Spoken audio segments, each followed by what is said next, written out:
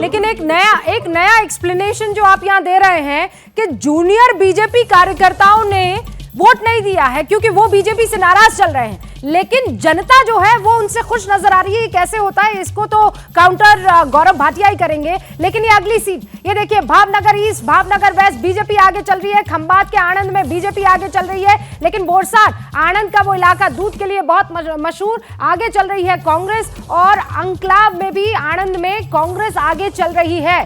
एक और बार आपको मैं नाडियाड खेड़ा की, महमदाबाद खेड़ा की, और संतरामपुर महिसागर की, और सहरा पंचमहाल की, और लीमखेड़ा दाहोद की, यहां आप पांचों सीटों पर देख लीजिए बीजेपी आगे चल रही है। पिछले 5 सीटें आपने देखी बीजेपी को टक्कर देती हुई कांग्रेस, और 2 ऐसी जगह पर है, 2 ऐसी सीटें हैं जहां पर कांग्रेस आगे चलती हुई दिखाई दे रही है। अगली सीटें भी आपके सामने रख देना चाहती हूं, और ये देखिए, दाहोद के 2 सीट गरबदा और देवगढ़ वादिया, फिर वडोदरा की सबली, छोटा उदयपुर की जेतपुर, और वडोदरा की दाभोई। यहां पर गरबदा को छोड़कर बीजेपी 4 सीटों पर आगे चल रही है। गरबदा दाहोद में कांग्रेस इस वक्त आगे चलती हुई नजर आ रही है। एग्जिट पोल के नतीजे हैं जो मैं आपको दिखा रही हूं। एग्जैक्ट पोल जो है वो 8 तारीख को आपके सामने होगा। अब एक और अगली वडोदरा सीट देख लीजिए, बीजेपी आगे, सयाजीगंज वडोदरा से ही बीजेपी आगे, अकोटा,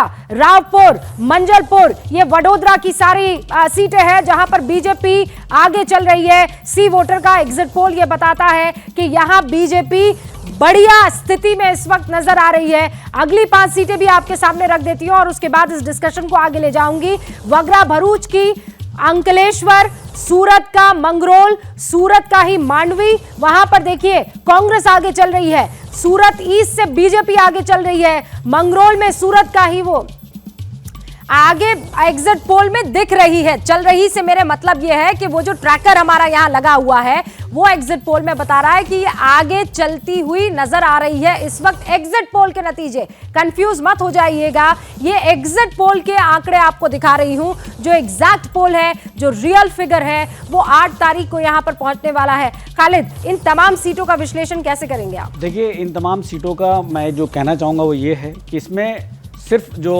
अर्बन एरियाज़ की सीट्स जहाँ पे बीजेपी को कहा जाता है स्ट्रांग है, वो सिर्फ वहीं पे अच्छा नहीं कर रही है, बल्कि जो रूरल सीट जहाँ पे ये माना जाता था कि कांग्रेस अच्छा करती, वो वहाँ पे भी अच्छा करती नज़र आ रही है। जैसे अभी आपने लास्ट में दिखाया अंकलेश्वर सीट, अंकलेश्वर ये भरूच में है। अंकलेश्वर के जस्ट, अंकलेश्वर गढ़ माना जाता था अहमद पटेल साहब का। अहमद पटेल साहब का जो गाँव है पीरामन, वो अंकलेश्वर से सटा हुआ है, वहाँ पे भी बीजेपी आगे चल रही है। लास्ट सीट जो आपने दिखाई थी, जो मुझे याद रहा, वो सूरत ईस्ट है।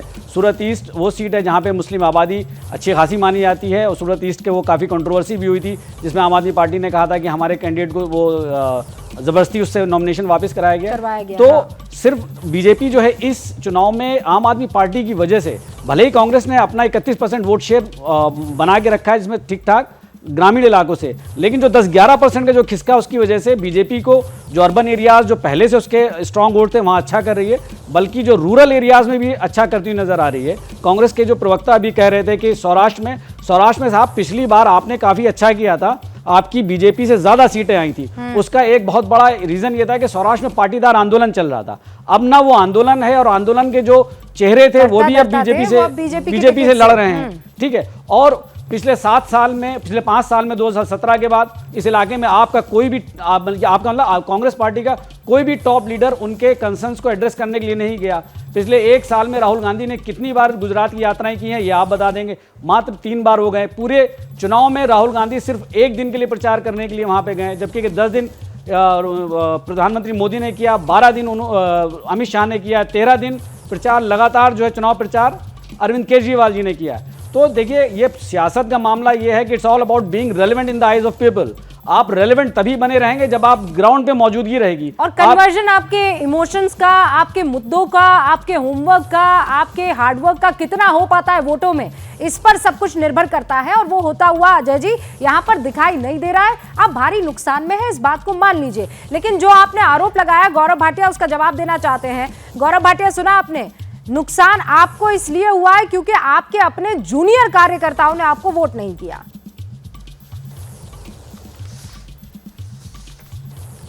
रूबिका जी, देखिए, इस वक्त ये कुछ भी कह सकते हैं, 2 दिन की बात है, नतीजे सामने आ जाएंगे। मैं एक बात ज़रूर कहूँगा, आपके सर्वे की ही बात कर देते हैं। आपके सर्वे में हमें 140 सर्वाधिक सीट दिखा रहे हैं। 99 की अगर हम लोग तुलना में ये देखें जो पिछली बार आई थी, तो आप खुद देखेंगे किस तरह से करीब करीब 41 सीटों का इजाफा हुआ है। दूसरी तरफ कांग्रेस पार्टी की 34 सीटें कम हुई हैं। 77 से अगर मैक्सिमम भी आएंगी तो 43। मैं नहीं समझता, जैसा खालिद जी ने कहा, वो बिल्कुल सही बात कही कि भारतीय जनता पार्टी का जूनियर कार्यकर्ता नहीं निकला, ग्रामीण इलाकों में कमज़ोर है। हम इतना कमज़ोर हैं और इतिहास रच रहे हैं। अरे कहीं हम मजबूत होते तो क्या होता, फिर तो ये लोग दिखते ही नहीं। मैं समझता हूँ ये ऐतिहासिक चुनाव है। जहाँ फ़र्क क्या है मैं आपको बताता हूँ। हमारे सर्वोच्च नेता श्री नरेंद्र मोदी जी, अध्यक्ष जेपी नड्डा जी, अमित शाह जी, मुख्यमंत्री भूपेंद्र पटेल जी और तमाम मुख्यमंत्री जनता से संपर्क कर रहे थे, संवाद कर रहे थे। जनता को ये लग रहा था कि हमारे परिवार की तरह है, हमसे बात करने आए हैं। दूसरी तरफ राहुल गांधी भारत तोड़ो यात्रा में मध्य प्रदेश में थे। अब आप बताइए, गजब की बात नहीं है? मध्य प्रदेश में चुनाव होगा तो वो गुजरात में होंगे, हिमाचल वो गए नहीं। भारत तोड़ो यात्रा, वो टूट गए ना। गुलाम नबी आजाद भी टूटे थे, 8 MLA गोवा के टूटे थे। ये यात्रा के दौरान हुआ है, इसलिए तोड़ो यात्रा कहा मैंने। अजय जी सुना आपने, हाँ। गौरव भाटिया ये कह रहे हैं कि एक बात बस इतना, वहां पर पूरी की पूरी टीम बीजेपी की मौजूद थी। सिर्फ प्रधानमंत्री नरेंद्र मोदी नहीं, बाकी राज्यों के मुख्यमंत्री भी वहां पर चले गए। उनको बकायदा पन्नों पर दिन दे दिए गए थे कि आपको यहां पर इतनी बजे या इस इलाके में रैली करनी है, ये इलाका थोड़ा कमजोर है, इसे मजबूत करना है। पन्ना प्रमुख जो है वो लगातार अपना काम कर रहे थे। अजय जी, वहां पर आपके लीडर्स ने, आपके मेन चेहरों ने आपको अकेला लड़ने के लिए छोड़ दिया और उसका खामियाजा ये हुआ कि 10% आपका कम हो गया बढ़ने की बजाय। अब कुछ और सीटों पर मैं आपका ध्यान आकर्षित करना चाहूंगी। ये गुजरात की 100 सीटों का एग्जिट पोल का क्या आंकड़ा इस वक्त आ रहा है सामने। देखिए, वो 100 सीटें हैं इंपॉर्टेंट, जहां पर कांटे की टक्कर भी दिखाई दे रही है। लेकिन बड़ी बात यह है कि बीजेपी वहां पर ज्यादातर सीटों पर आगे नजर आ रही है। खालिद, ये देखिए, आप सूरत नॉर्थ की बात कर लीजिए, सूरत में लिंबायत का जिक्र कर लीजिए, उधना का जिक्र कर लीजिए, सूरत वेस्ट या 84, यहां भी बीजेपी साफ तौर पर आगे नजर आ रही है। जी हाँ, सारी सीटों पे। इसमें मैं एक लिंबायत सीट का जिक्र करना चाहूंगा। लिंबायत इसलिए क्योंकि ये भी मुस्लिम डोमिनेटेड इलाका है सूरत में, यहाँ पे भी बीजेपी अच्छा कर रही। तो आपको साफ नजर आ जाएगा कि इस इलेक्शन का ट्रायंगुलर होने की वजह से क्या हो रहा है कि लिंबायत जैसी जगह जो, लेकिन क्या ये इंटरेस्टिंग नहीं होगा कि यहाँ पर दूसरा जो है नंबर की पार्टी कौन हो सकती है सूरत में, स्पेशली क्योंकि पूरी ताकत जो है आम आदमी पार्टी ने इसी इलाके में डाल दी थी।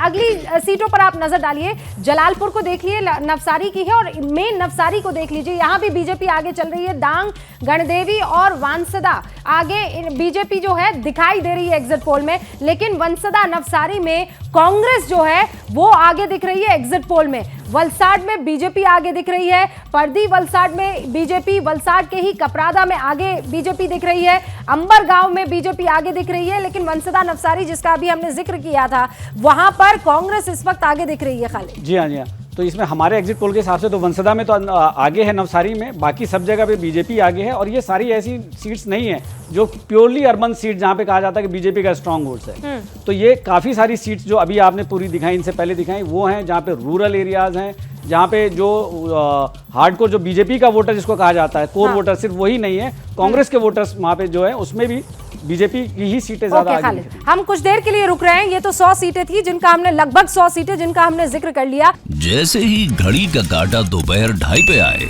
बबीता जी का दिल सास बहू साजिश के लिए मचल जाए। और ये है इनकी बहू, पूरे दिन ऑफिस की टेंशन हो जाए गॉन जब ये करें अपना फेवरेट शो फ्री टाइम पे ऑन। इनकी तरह आप भी देखिए अपना फेवरेट शो अपने टाइम पर और डाउनलोड कीजिए एबीपी लाइव ऐप अपने स्मार्ट टीवी पर।